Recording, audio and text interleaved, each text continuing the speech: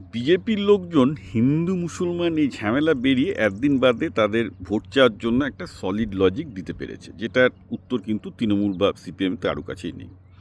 BJP এখন বলছে, আচ্ছা আলটিমেটলি পশ্চিমবঙ্গের প্রায় 80 লাখ মতো যুবক উত্তরপ্রদেশ, উড়িষ্যা, আসাম, গুজরাটে গিয়ে মধ্যপ্রদেশে গিয়ে কাজ করছে, এগুলো সবই বিজেপি শাসিত রাজ্য।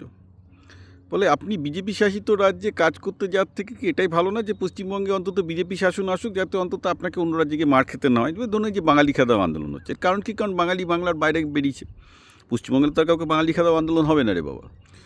তো বিজেপির এই মুহূর্তে একটা বড় লজিক হচ্ছে ইলেকশনে, বাবা আপনাকে যখন মানে এই তো তৃণমূল সিপিএমকে ভোট দেওয়ার ফল হচ্ছে আপনাকে বাংলার বাইরে সেই বিজেপি শাসিত রাজ্যেই কাজ করতে হচ্ছে। আলটিমেটলি আপনি বিজেপি শাসনতে ধরা যায় যে আপনার লজিকটা হচ্ছে এই যে বিজেপির শাসন বাজে। তো আমি বিজেপির লজিকটাকে রিফ্রেম করছি। লজিকটা এরকম, আপনি বলছেন যে বিজেপির শাসন বাজে, কিন্তু at the end of the day আপনাকে কিন্তু পশ্চিমবঙ্গের বাইরে গিয়ে বাবা মাকে ছেড়ে সেই বিজেপির শাসনেই থাকতে হচ্ছে।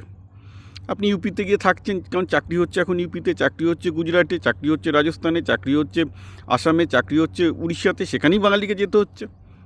তাহলে আপনি তো সেই বিজেপি শাসনেই থাকছেন। তো বিজেপি শাসনেই যদি আপনি থাকেন, তাহলে পশ্চিমবঙ্গে থাকুন, অন্তত আমার কাছে থাকুন।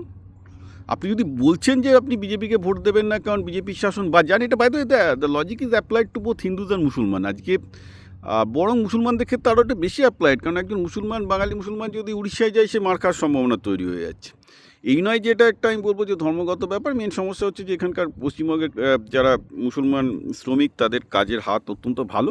লোকাল শ্রমিকরা ওদের সাথে দক্ষতায় পেরে উঠছে না, ফলে গণ্ডগোল হচ্ছে, মারধর হচ্ছে, কেউ মারাও যাচ্ছে, খুব খুব কাজ বাজে অবস্থা। বা তার থেকে কী দরকার? আলটিমেটলি তো কাজের প্রয়োজনে তোমাকে দেশের রাজ্যের বাইরে যেতে হচ্ছে।